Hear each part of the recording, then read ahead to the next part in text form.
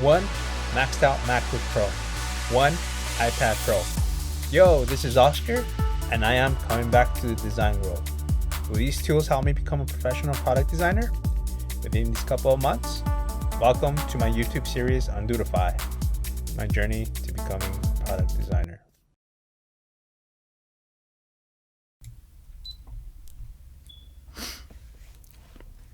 Welcome back to another episode on Dodefy. So this is my video based on my second week on Springboard. So Springboard, you're wondering what Springboard is. Springboard is actually like a boot camp that I joined. It's called a UX and UI. So those two. So basically through each unit we run through a UX and then a small section of UI. So in week 2 was pretty cool. I liked it. It was learning about like design thinking and how like each phase could resemble on your thinking and your process of designing. So the first one was which one was the first one? Empathy, of course, empathy. Empathy is showing like an empathizing for your users and putting yourself in their shoes and knowing how they feel and how would they react and just being in that moment and empathizing with them helps a lot, like in the next design steps. So these like design steps are basically not linear. You can actually like work from whichever one, like you go work your way around it. It doesn't really necessarily have to be like one after the other one. Wait, I forgot to mention that my actually put this in the back and put a little studio, but like the lighting's like super hot, so like I'm kind of like melting right now. Anyways, the next one is defining. Defining is knowing and trying to solve a problem for your solution. So that's basically defining. And then after that it's Ideate, so which is creating a bunch of ideas for your solution based on your problems. And then following that is, sorry, I didn't actually learn these steps yet because I didn't memorize them. Well, I learned them, but I haven't memorized them. And so I'm looking at my iPad right now. So the next one is prototype. So basically prototyping is designing based on your solutions to the problem, and then following that is testing. So basically it's those 5 steps that you should follow when you're creating a design and then when you're testing it. So it's empathy, define, ideate, prototype, and test. So I have to dig that into like my brain. I'll probably like set up something on my wall so I could like wake up and just read it every day. So that's what I do to remember things like permanently for a long time. I would say the next thing that I learned a lot from this unit is actually knowing about the designing principles. So one that stood out to me is that users read from left to right. So on a screen, if it's not that much information, they read from left to right on a screen, and then left down like a zigzag, and then to the right. So that only applies when there's not that much information. But then when there's like a lot of information, users usually read like an F. So they start reading from top left. I don't know if this is the top left on my video, but it's top left. And then they read towards the right. And then they read the next one left to the right. And then they actually start skimming after that. So usually users are not going to read everything. So like a great example that I read was that, you know how like you search up something on Google and then a bunch of things comes out, you're not going to read like the whole thing. So yeah, that's basically how users read it. And the example was they showed a Google user interaction heat map. So I thought that was pretty neat. So the other thing is I learned that I felt like there was a gap in my knowledge was the balance. I can't believe like I didn't really consider balance like that important until like now, but it's super important. Like I was like, wow, like it opened up my mind.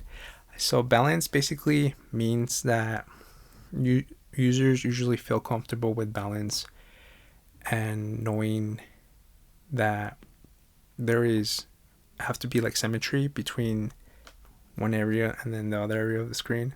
So like basically if you have a picture here on this side, it's like beneficial to put like something here because or else this picture here would feel like it's too heavy. So like putting text or CTAs or another image here would like actually balance it out. So either it could be balanced like symmetrical, like horizontal or vertical, and then also diagonal. So that's pretty cool. Also, some designs could be different based on your contrast and your color and your depth and your texture. So like if this picture is like this circle over here is black and then the circle is like yellow, the circle that's black would actually look heavier. So balance is super important in design, so keep that in mind. So the next one would be visual hierarchy. So visual hierarchy is very important because how you want users to see your screen is that you want them to look at a specific thing that you think is more important than another section of the page. So like let's say your call to action is like the most important one. So you want it to like stand out. So you're gonna put like a header, like some title, and then like on the hero, let's say you put a header and then a paragraph and then the CTA there. You want people to focus that. You want that contrast there to be the main focus for the user. So like immediately when users enter your website, they immediately see that. So that's what you want. So you could do this by contrast by making it darker or making it brighter if the background's like darker, or if the background is lighter, making the CTA darker, like contrast. Hopefully that made sense to you guys. Yeah, so basically I'm trying to like remember what else that I got from this unit, but I think that's basically it. Yeah, I'm still trying to grasp more design principles and trying to enhance my designs. So I thought this UI practice for the second unit was pretty cool. We actually got to design unfinished like product, like app or website, and then try to finish it, add contrast, balance, and I thought it was really useful practice. I would strongly recommend that if you're learning how to balance and how to do that. So get a website that needs work and a redesign, and use some balance principles based on that. If you think that it needs like a lot of work, even though if it already has balance, just know that they're using the balance and how they're using it. Yeah, so this is basically it. That was it for week 2. So week 3, here I come. Hopefully it's not as challenging, but I'm sure it's gonna be. Yeah, stay tuned for my design process and my design thinking of finishing these unfinished products. So, all right, let's move on to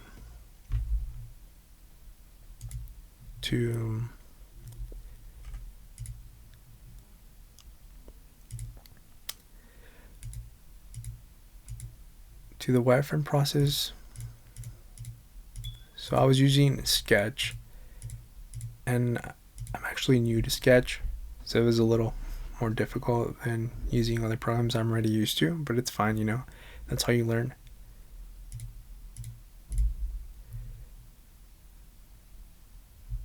So basically, there's 3 designs that I redesigned.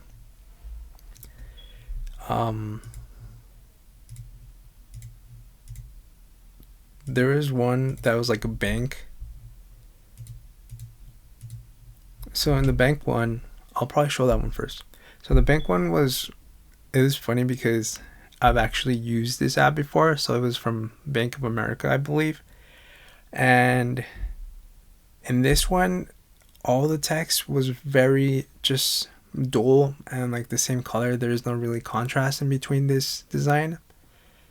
And since I remember the top header and the top being red, so I ended up changing that to red just to like mock the app from Bank of America. And basically the star that's there, I ended up just making it yellow because I think it was gray, but I made it yellow so it could like stand out and users to actually notice that. But that's pretty much it for this design. There is this number there that I did not highlight and make it darker because you couldn't really access that, like an arrow. If you notice that there's like an arrow in each account, like in this checking savings, and then following that there's like nothing, but then at the bottom there's something. So like when your user clicks on it, they're able to actually click on it. So like in order for users to feel that it's not clickable, it's dull and it's not that there's no contrast in there. So that I thought that was a major priority for this actual design.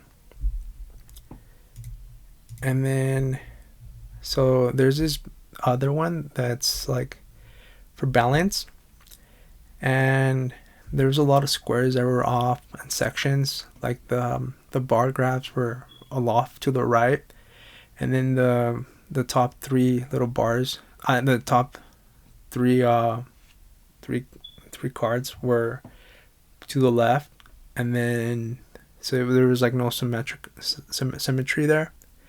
And also it was one section was to the left and then to the right, and then at the bottom there was one picture that was missing, so there was a gap there. So I ended up filling the columns to fill the entire width and added some padding in between them.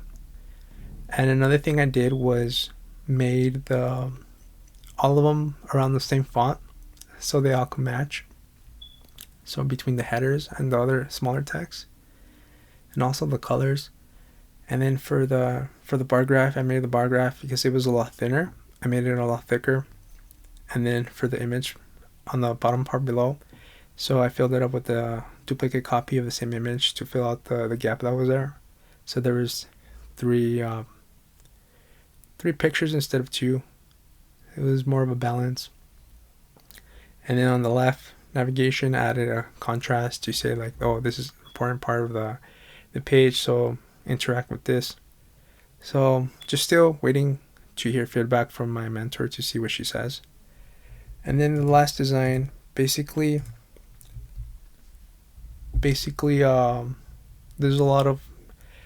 no contrast in here, so it's really difficult to tell where to actually look on this page. And I found it useful because there's a great background for this website page, so I ended up making it white. I ended up making the text a lot darker so it could be more apparent. I also changed that wave in the back because I felt like it was blocking a lot of important things in the page. It was blocking the whole top navigation, so I figured that I would just add it to the top right corner. And I feel like this is a lot like representational of what a cleaning service is. Like usually when you think of dirtiness, it's like grayish, dark, brown, like dark colors. And then when you think of clean, it's like sparkly white, clear, like blue light colors. And that's what came to my mind when I was designing this. And then there's a CTA there on the hero that's just like a little arrow. I noticed that it doesn't really tell you what it's gonna do. So I added some text on the left side of that. I said like learn more, so users can know like what else is in store, like what services they have. And at the bottom of that, there's another little circle that I made the arrow dark, and then the circle around it white. I'm not too sure about that yet, but I do like it. Also, the CTA on the top right is pretty decent.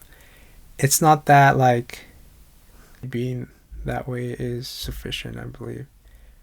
So the only way to actually find out if this CTA is like good or not is through testing, user testing with like heat maps. So yeah, that's basically my week 2. Hope you guys enjoyed this week 2, and hopefully you guys enjoyed my design thinking and my inside knowledge on this bootcamp.